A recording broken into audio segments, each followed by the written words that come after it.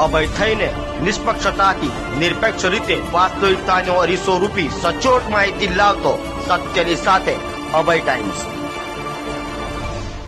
લીંબાયત પોલીસે બાતમીના આધારે દરોડો પાડી ભારતીય બનાવટની વિદેશી દારૂની નાની બોટલો અને બિયર ટીન મળી કુલ 1392 નંગ, જેની કિંમત ₹1.39 લાખ છે। જથ્થો એક આરોપીને પકડી પાડ્યો છે। પોલીસે ટેમ્પો અને મોબાઈલ ફોન સહિત કુલ ₹4.44 લાખ મુદ્દામાલ જપ્ત કર્યો છે। સુરત શહેર પોલીસ કમિશનર અને અન્ય ઉચ્ચ અધિકારીઓની સૂચનાથી લીંબાયત પોલીસ સ્ટેશન વિસ્તારમાં પ્રોહિબિશન અને જુગારની પ્રવૃત્તિને નેસ્તનાબૂદ કરવા માટે સર્વેલન્સની ટીમ કાર્યરત હતી।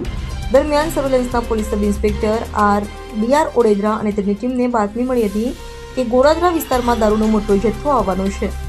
બાતમીના આધારે પોલીસે વોચ ગોઠવી અને B201 પાંચરોડ સોસાયટી પાસેથી પપ્પુરામ ગુમનારામ બલાયરા નામના 32 વર્ષીય આરોપીને ઝડપી પાડ્યો હતો। પોલીસે તેની પાસેથી રોયલ ચેલેન્જ વિસ્કીની 432 બોટલ, ઇમ્પિરિયલ બ્લુ વિસ્કીની 480 બોટલ, કિંગફિશર સ્ટ્રોંગ બિયરના 360 ટીન અને બડવાઇઝર મેગ્નમ બિયરના 120 ટન તથા ટેક પ્રીમિયમ સ્ટ્રોંગ બિયરના 240 ટીન મળી કુલ 1392 નંગ વિદેશી દારૂ અને બિયરનો જથ્થો કબજે કર્યો હતો, તેની કિંમત ₹1,39,200 થાય છે।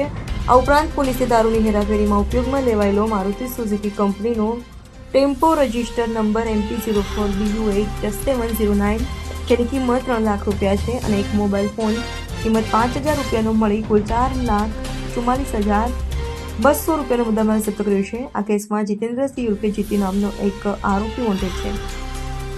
લીંબાયત પોલીસે આ અંગે ગુનો નોંધી આગળની કાર્યવાહી હાથ ધરી છે। આ પ્રશંસનીય કામગીરીમાં police inspector NK Kamaliya, second police inspector CS ઢોકળિયા અને સર્વેલન્સ સ્ટાફના કર્મચારીઓએ મહત્વની ભૂમિકા ભજવી હતી।